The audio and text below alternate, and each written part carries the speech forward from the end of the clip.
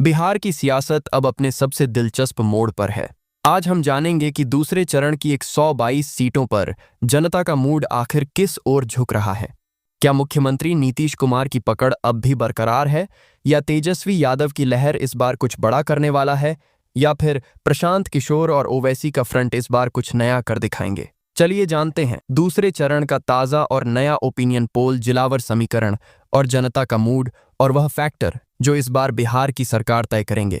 आपको बता दें कि इस बार बिहार विधानसभा चुनाव 2 चरणों में होने वाले हैं। पहले चरण की वोटिंग 6 नवंबर को 18 जिलों में और दूसरे चरण की 11 नवंबर को 20 जिलों में होगी। चंपारण से लेकर गया तक, यानी बिहार का वह इलाका जो हर बार सत्ता का पासा पलट देता है, वो इलाके जो हमेशा से बिहार की सत्ता के समीकरण तय करते आए हैं। अब सवाल ये है कि इस बार कौन बनेंगे मुख्यमंत्री और किसकी बनेगी बिहार में सरकार। क्या एनडीए गठबंधन एक बार फिर सत्ता में वापसी करेगा, या फिर इंडिया गठबंधन अपनी पकड़ मजबूत करते हुए इस बार नया सरकार बनाएगा। इस बार बिहार में मुकाबला एनडीए गठबंधन और इंडिया गठबंधन के बीच है। तीसरे मोर्चे के रूप में मैदान में है इस बार प्रशांत किशोर की पार्टी जन सुराज और ओवैसी की पार्टी एआईएमआईएम, जो कुछ सीटों पर जातीय समीकरणों के दम पर असर डाल सकते हैं। इस बार बिहार के नए युवा मतदाता भी एक बड़ा फैक्टर बन रहे हैं, जिन्हें रोजगार के साथ साथ शिक्षा और स्वास्थ्य भी चाहिए। अब चलिए जानते हैं दूसरे चरण में चुनाव होने वाले 122 सीटों की ताजा ओपिनियन पोल। बात करते हैं हम इसी के साथ भागलपुर जिला की। तो भागलपुर में कुल 7 विधानसभा सीटें आती हैं। भागलपुर की 7 विधानसभा सीटों का सर्वे देखें तो यहां देख सकते हैं कि एनडीए गठबंधन को 4 सीटें मिलने की संभावना है, जबकि इंडिया गठबंधन की बात करें तो यहां 3 सीट देखने को मिल सकती है। जन सुराज और एआईएमआईएम की बात करें तो यहां खाता खुलता नजर नहीं आ रहा। तो भागलपुर जिले की 7 विधानसभा सीटों से जो आंकड़े निकल कर आ रहे, उसमें एनडीए गठबंधन बढ़त बनाती हुई नजर आ रही है, जबकि इंडिया गठबंधन यहां 1 सीट पर पिछड़ता हुआ नजर आ रहा है। अब बात करते हैं इसी के साथ हम रोहतास जिला की। तो रोहतास में 7 विधानसभा सीटें आती हैं। रोहतास की 7 विधानसभा सीटों का सर्वे देखें तो यहां देख सकते हैं कि एनडीए गठबंधन को यहां 4 सीटें मिलने का अनुमान है, जबकि इंडिया गठबंधन की बात करें तो इंडिया गठबंधन को 2 सीटें मिलती नजर आ सकती हैं। जन सुराज की पार्टी के खाते में 1 सीट जा सकती है रोहतास जिला में, जबकि ओवैसी की पार्टी एआईएमआईएम के खाते में कोई सीट नहीं। तो रोहतास जिला की 7 विधानसभा सीटों से जो आंकड़े सामने निकल कर आ रहे हैं, उसमें एनडीए गठबंधन बढ़त बनाती हुई नजर आ रही है। अब तक हमने 14 विधानसभा सीटों का ओपिनियन पोल देखा, जिसमें से एनडीए गठबंधन को 8 सीटें, इंडिया गठबंधन की बात करें तो 5 सीटें और जन सुराज के खाते में 1 सीट जाती हुई नजर आ रही है। अब बात करते हैं इसी के साथ हम मधुबनी जिले की। तो मधुबनी में कुल 10 विधानसभा सीटें आती हैं। जनता के मूड से जो आंकड़े सामने आए हैं, उनके अनुसार एनडीए को 4 सीटें, जबकि इंडिया गठबंधन को 6 सीटें मिलने की संभावना है। और अन्य दलों की बात करें, जन सुराज और एआईएमआईएम की बात करें तो यहां खाता खुलने की कोई संभावना नहीं दिख रही है। तो मधुबनी की 10 विधानसभा सीटों पर भी आप देख सकते हैं कि इंडिया गठबंधन मजबूत स्थिति में दिख रहा है, यानी कि एनडीए के मुकाबले 2 सीटें ज्यादा इंडिया गठबंधन को यहां मिलती नजर आ सकती हैं। अब बात करते हैं इसी के साथ हम शिवहर जिला की। तो आप देख सकते हैं कि यहां केवल 1 विधानसभा सीट आती है, और यह सीट सर्वे के अनुसार एनडीए गठबंधन के खाते में जाती हुई नजर आ रही है। इंडिया गठबंधन और अन्य दलों का यहां कोई असर नहीं है। अब बात करते हैं इसी के साथ हम सीतामढ़ी जिला की। तो सीतामढ़ी में 8 विधानसभा सीटें आती हैं। सीतामढ़ी की सभी 8 विधानसभा सीटों पर जो सर्वे किया गया है, आप देख सकते हैं जो जनता के बीच से आंकड़े सामने निकल करके आ रहे हैं, उसमें एनडीए को 3 सीटें मिलती नजर आ सकती हैं, जबकि इंडिया गठबंधन की बात करें तो यहां 5 सीटें जाती नजर आ सकती हैं। जन सुराज की बात करें तो ये खाता खुलने की संभावना नहीं है, और ओवैसी की पार्टी एआईएमआईएम का भी खाता खुलता नहीं दिख रहा है। तो इस प्रकार सीतामढ़ी की सभी 8 विधानसभा सीटों का सर्वे देखा, जिसमें आप देख सकते हैं कि इंडिया गठबंधन को काफी अच्छा खासा यहां फायदा देखने को मिल सकता है, यानी कि 5 सीटें इंडिया गठबंधन के खाते में जाती नजर आ सकती हैं। अब बात करते हैं हम इसी के साथ हम सुपौल जिला की। तो सुपौल में 5 विधानसभा सीटें आती हैं। सुपौल की 5 विधानसभा सीटों पर सर्वे देखें जो जनता के बीच से आंकड़े सामने निकल करके आ रहे हैं। आप देख सकते हैं कि यहां एनडीए गठबंधन को 3 सीटें मिलने का अनुमान है, वहीं इंडिया गठबंधन के खाते में 2 सीटें जाती नजर आ सकती हैं। प्रशांत किशोर की जेएसपी और एआईएमआईएम की बात करें तो यहां खाता खुलने की कोई संभावना नहीं दिख रही है। तो सुपौल की 5 विधानसभा सीटों पर हमने सर्वे देखा, जिसमें देख सकते हैं कि इंडिया और एनडीए के बीच मुकाबला बहुत ही करीबी देखने को यहां मिल सकता है। ओपिनियन पोल के मुताबिक एनडीए गठबंधन को एक सीट ज्यादा मिलने की संभावना है। अब बात करें पूर्वी चंपारण जिले की, तो पूर्वी चंपारण में 12 विधानसभा सीटें आती हैं।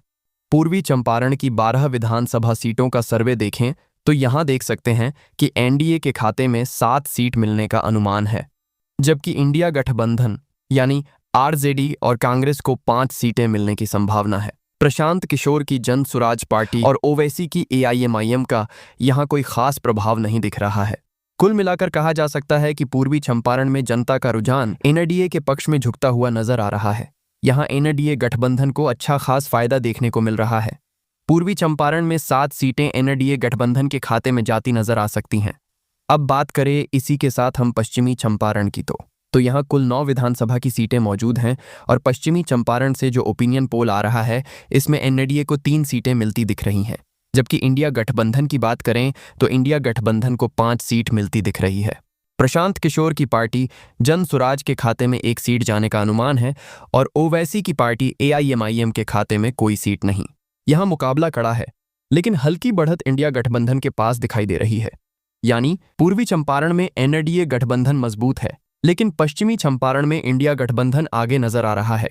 तो आप देख सकते हैं पश्चिमी चंपारण के 9 विधानसभा सीटों में से इंडिया गठबंधन बढ़त बनाती हुई नजर आ रही है। 2 सीटों पर एनडीए गठबंधन पिछड़ता हुआ नजर आ रहा है। अब बात करते हैं इसी के साथ हम किशनगंज जिला की, तो किशनगंज में 4 विधानसभा सीटें आती हैं। किशनगंज की 4 विधानसभा सीटों का सर्वे देखें जो जनता के बीच से आंकड़े निकल कर आ रहे हैं, तो यहां देख सकते हैं कि यहां एनडीए को कोई सीट मिलने की संभावना नहीं है, जबकि इंडिया गठबंधन के खाते में 2 सीट देखने को मिल सकता है। जन सुराज पार्टी की बात करें तो खाता खुलता नहीं दिख रहा है, जबकि ओवैसी की पार्टी एआईएमआईएम को किशनगंज जिला में इस बार 2 सीट मिलने का अनुमान है।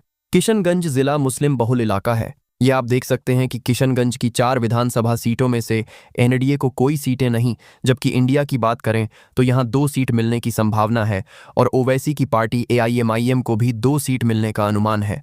किशनगंज सीमांचल में आता है और सीमांचल बिहार का वो इलाका है जहां मुसलमानों की आबादी ज्यादा है, जहां जीत हार में मुसलमानों का रुख मायने रखता है। अब बात करते हैं इसी के साथ हम औरंगाबाद जिले की, तो औरंगाबाद में 6 विधानसभा सीटें आती हैं। औरंगाबाद की 6 विधानसभा सीटों का सर्वे देखें तो यहां देख सकते हैं कि एनडीए को यहां 2 सीटें मिलने का अनुमान दिख रहा है, जबकि इंडिया गठबंधन जो आरजेडी और कांग्रेस का गठबंधन है उनके खाते में 3 सीटें मिलने की संभावना है। जेएसपी की बात करें तो यहां 1 सीट मिलने की संभावना है, जबकि ओवैसी की पार्टी एआईएमआईएम की बात करें तो यहां कोई सीट नहीं। तो आप देख सकते हैं कि औरंगाबाद की 6 विधानसभा सीटों पर जनता के बीच से जो आंकड़े सामने निकल करके आ रहे हैं वह आपके सामने आ चुके हैं, जिसमें इंडिया गठबंधन एनडीए के मुकाबले 1 सीट पर बढ़त बनाए दिख रहा है। अब बात करते हैं इसी के साथ हम अगले जिले पूर्णिया की, तो पूर्णिया में 7 विधानसभा सीटें आती हैं। पूर्णिया की 7 विधानसभा सीटों का सर्वे देखें तो यहां एनडीए को 2 सीटें मिलती नजर आ सकती हैं। इंडिया की बात करें तो 4 सीटें मिलने की संभावना है, जबकि प्रशांत किशोर की पार्टी जेएसपी और एआईएमआईएम की बात करें तो यहां देख सकते हैं कि जेएसपी का तो यहां खाता खुलने की कोई संभावना नहीं दिख रही है, जबकि एआईएमआईएम की बात करें जो ओवैसी की पार्टी है उसको यहां 1 सीट देखने को मिल सकती है। तो पूर्णिया की 7 विधानसभा सीटों का इस प्रकार हमने सर्वे देखा, जिसमें एनडीए के मुकाबले इंडिया गठबंधन को अच्छी खासी बढ़त देखने को मिल सकती है, यानी कि 2 गुनी सीटें इंडिया गठबंधन को एनडीए के मुकाबले यहां मिलती नजर आ सकती हैं और मुस्लिम बहुल इलाका होने की वजह से ओवैसी की पार्टी एआईएमआईएम को भी यहां 1 सीट मिलने की संभावना है। अब बात करते हैं इसी के साथ हम कटिहार जिला की, तो कटिहार में भी 7 विधानसभा सीटें आती हैं। कटिहार की 7 विधानसभा सीटों का सर्वे देखें जो जनता के बीच से आंकड़े निकल कर आ रहे हैं, तो यहां देख सकते हैं कि एनडीए को यहां भी 2 सीटें मिलने का अनुमान है, जबकि इंडिया गठबंधन को यहां 5 सीटें मिलती नजर आ सकती हैं। जबकि प्रशांत किशोर की पार्टी जेएसपी की बात करें तो यहां कोई सीट नहीं और ओवैसी की पार्टी एआईएमआईएम की बात करें तो यहां खाता खुलने की कोई संभावना नहीं दिख रही है। आप देख सकते हैं कि यहां पर इंडिया गठबंधन को फायदा देखने को मिल सकता है। अब बात करते हैं इसी के साथ हम अगले जिला गया की, तो गया में 10 विधानसभा सीटें आती हैं। गया की 10 विधानसभा सीटों का सर्वे देखें तो यहां देख सकते हैं कि गया की 10 सीटों में से एनडीए गठबंधन को 5 सीटें, जबकि इंडिया गठबंधन की बात करें तो ये 4 सीटें मिलने की संभावना है। प्रशांत किशोर की पार्टी जन स्वराज की बात करें तो यहां 1 सीट देखने को मिल सकती है। ओवैसी की पार्टी एआईएमआईएम का यहां खाता खुलने की कोई संभावना नहीं दिख रही है। तो गया की 10 विधानसभा सीटों से जो आंकड़े निकल कर आ रहे उसमें एनडीए गठबंधन मजबूत दिख रहा है, यानी कि इंडिया गठबंधन के मुकाबले 1 सीटों पर आगे दिख रहा है। अब बात करते हैं इसी के साथ हम अररिया जिला की। तो अररिया में 6 विधानसभा सीटें आती हैं। अररिया की 6 विधानसभा सीटों का सर्वे देखें तो यहां देख सकते हैं कि जनता के बीच से जो आंकड़े सामने निकल करके आ रहे हैं कि उसमें एनडीए गठबंधन को 2 सीटें मिलने का अनुमान है। इंडिया गठबंधन की बात करें तो 4 सीटें मिलने को संभावना है। अन्य दलों की जन स्वराज और एआईएमआईएम की बात करें दोस्तों, 0 सीट देखने को मिल सकती हैं।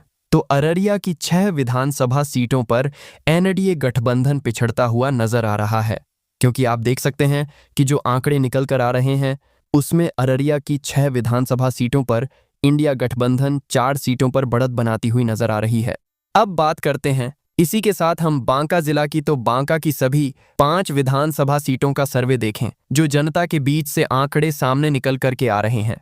तो देख सकते हैं कि बांका की 5 विधानसभा सीटों में से एनडीए गठबंधन को 2 सीटें मिलने का अनुमान दिख रहा है, जबकि इंडिया गठबंधन की बात करें तो 3 सीटें मिलने का अनुमान है बांका जिला में। प्रशांत किशोर की पार्टी जन स्वराज और ओवैसी की पार्टी एआईएमआईएम के खाते में कोई भी सीट जाने की संभावना नहीं है। आप देख सकते हैं कि इंडिया गठबंधन को बांका में फायदा देखने को मिल सकता है, जबकि एनडीए यहां 1 सीट पर पछड़ता नजर आ सकता है। अब बात करते हैं इसी के साथ हम जमुई जिले की। तो जमुई में 4 विधानसभा सीटें आती हैं। जमुई की 4 विधानसभा सीटों का सर्वे देखें जो जनता के बीच से आंकड़े निकल कर आ रहे हैं उसमें यहां एनडीए गठबंधन को 3 सीटें मिलती हुई नजर आ रही है, और इंडिया गठबंधन की बात करें तो यहां 1 सीट मिलने का अनुमान है। जेएसपी और एआईएमआईएम की बात करें तो यहां खाता खुलने की कोई संभावना नहीं दिख रही है। तो जमुई की 4 विधानसभा सीटों के जो आंकड़े सामने निकल करके आए हैं वे आपके सामने आ चुके हैं। एनडीए गठबंधन बढ़त बनाती हुई नजर आ रही है जमुई में। अब बात करते हैं इसी के साथ हम जहानाबाद जिले की। तो जहानाबाद की सभी 3 विधानसभा सीटों का सर्वे देखें तो यहां देख सकते हैं कि एनडीए गठबंधन को यहां 1 सीट मिलने का अनुमान दिख रहा है, जबकि इंडिया गठबंधन की बात करें तो इंडिया गठबंधन के खाते में 2 सीटें जाने की संभावना है, और जन स्वराज और एआईएमआईएम की बात करें तो यहां खाता खुलने की संभावना नहीं है। जहानाबाद से जो आंकड़े हैं उसमें एनडीए गठबंधन को 1 सीट ज्यादा मिलती हुई नजर आ रही है। अब बात करते हैं इसी के साथ हम कैमूर जिले की। तो कैमूर में 4 विधानसभा सीटें आती हैं। कैमूर की 4 विधानसभा सीटों पर सर्वे देखें तो यहां देख सकते हैं कि कैमूर की 4 विधानसभा सीटों पर एनडीए और इंडिया गठबंधन के बीच मुकाबला टक्कर का देखने को मिल सकता है। दोनों ही गठबंधन को 2-2 सीट मिलती हुई नजर आ रही है। अन्य दल जन स्वराज और एआईएमआईएम की बात करें तो यहां खाता खुलने की कोई संभावना नहीं दिख रही है। तो कैमूर में देख सकते हैं कि मुकाबला एनडीए और इंडिया गठबंधन के बीच मुख्य तौर पर देखने को मिल सकता है, यानी कि कह सकते हैं कि बहुत ही करीबी मुकाबला यहां देखने को मिल सकता है। दोनों गठबंधन के खाते में 2-2 सीट जाने का अनुमान है। अब बात करते हैं इसी के साथ हम अगले जिला नवादा की। तो नवादा में कुल 5 विधानसभा की सीटें आती हैं। नवादा की 5 विधानसभा सीटों की जो आंकड़े निकल कर आ रहे हैं उसमें में से एनडीए गठबंधन को 2 सीटें, जबकि इंडिया गठबंधन की बात करें तो यह 3 सीटें मिल सकती हैं। अन्य दल जन स्वराज और एआईएमआईएम की बात करें तो नवादा जिला में खाता खुलने की संभावना नहीं है। तो नवादा की 5 विधानसभा सीटों का ओपिनियन पोल हमने देखा, इसमें से इंडिया गठबंधन को एनडीए गठबंधन के मुकाबले 1 सीटों पर बढ़त बनाई हुई नजर आ रही है। अब बात करते हैं इसी के साथ हम अरवल जिले की। तो अरवल में 2 ही विधानसभा की सीटें आती हैं। अरवल की 2 विधानसभा सीटों का सर्वे देखें तो यहां देख सकते हैं कि एनडीए और इंडिया गठबंधन के बीच मुकाबला यहां भी टक्कर का देखने को मिल सकता है। अन्य दलों की बात करें तो यहां खाता खुलने की कोई संभावना नहीं दिख रही है। तो अरवल की 2 विधानसभा सीटों पर यहां आपने आंकड़े देखे, एनडीए और इंडिया गठबंधन को 1-1 सीट मिलती हुई नजर आ रही है, यानी जनता के मूड से साफ है कि इंडिया गठबंधन फिलहाल दूसरे चरण में भी एनडीए गठबंधन से आगे है। तो दोस्तों, यह था बिहार विधानसभा चुनाव 2025 के दूसरे चरण का नया और ताज़ा ओपिनियन पोल। अब सवाल फिर से वही है, क्या यह जनता का मूड वोट में बदल पाएगा या फिर एनडीए गठबंधन आखिरी समय में समीकरण पलट देगा? इसको लेकर आपका क्या मानना है? किस गठबंधन को मिलेगी इस बार बिहार की सत्ता और कौन बनेगा बिहार का अगला मुख्यमंत्री? कमेंट करके अपनी राय जरूर बताइए। अगर आपने अभी तक पहले चरण का ओपिनियन पोल नहीं देखा है तो चैनल पर विजिट करके जरूर देखें, ताकि दोनों चरणों के आंकड़ों से समझ सकें कि 2025 में बिहार की गद्दी किसके हाथ में जा सकती है। साथ ही इस वीडियो को लाइक, शेयर और सब्सक्राइब करना मत भूलिएगा।